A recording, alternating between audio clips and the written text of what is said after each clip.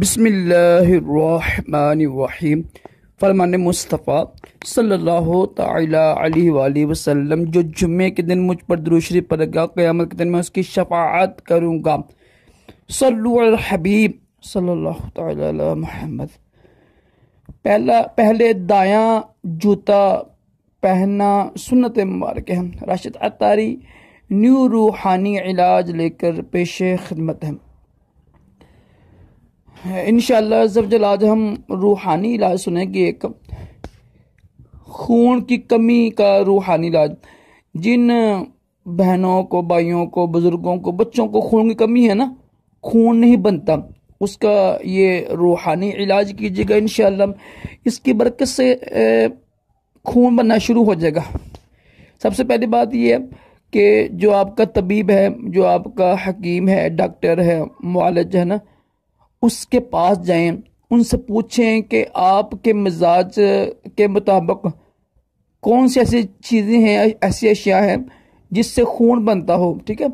ویسے ماشاء صاحب کو پتہ ہی ہے، یہ سیب، گاجر جو چیزیں ہوتی ہیں، انگور، انار ہو گیا، خاص طور پہ انار کا جوس، اس میں کوئی نقصان نہیں ہوتا ہے، ٹھیک ہے۔ جو بھی چیزیں خون بناتی ہیں نا، وہ آپ استعمال کر سکتے ہیں۔ کرنا آپ نے کیا، آپ نے نا اول آخر دروشی پڑھ کے نا پانی بھی لے لیں آپ، ٹھیک ہے۔ پانی لے لیں، یا جو چیزیں آپ نے استعمال کرنی ہے نا، وہ سامنے رکھ کے نا، یہ سامنے کہتے ہیں، سامنے رکھ کے دم جو ہم فاتح کہتے ہیں نا، یعنی کچھ پڑھ کر قرآن پاک، یہ سنت مبارک ہے۔ خود نبی پاک صلی اللہ علیہ وسلم نے یہ عمل کیا ہے۔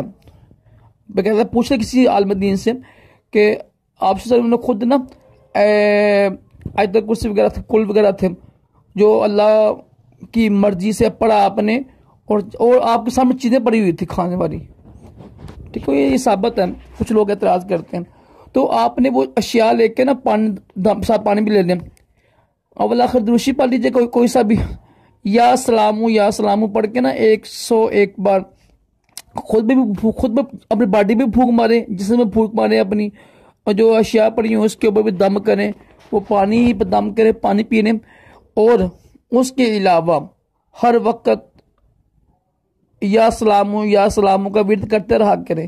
انشاءاللہ خون کی کمی آپ کی پوری ہو جائے گی بہت جلدی انشاءاللہ۔ بس یقین کا عمل ہونا ضروری ہوتا ہے۔ اللہ تعالی ہم سب کو بھی خون کی کمی اور تمام جسمانی روحانی بیماریوں سے محفوظ رکھے، دونوں جہانوں کی بلائیاں عطا کرے۔ صلو علی الحبیب صلی اللہ تعالی علی محمد۔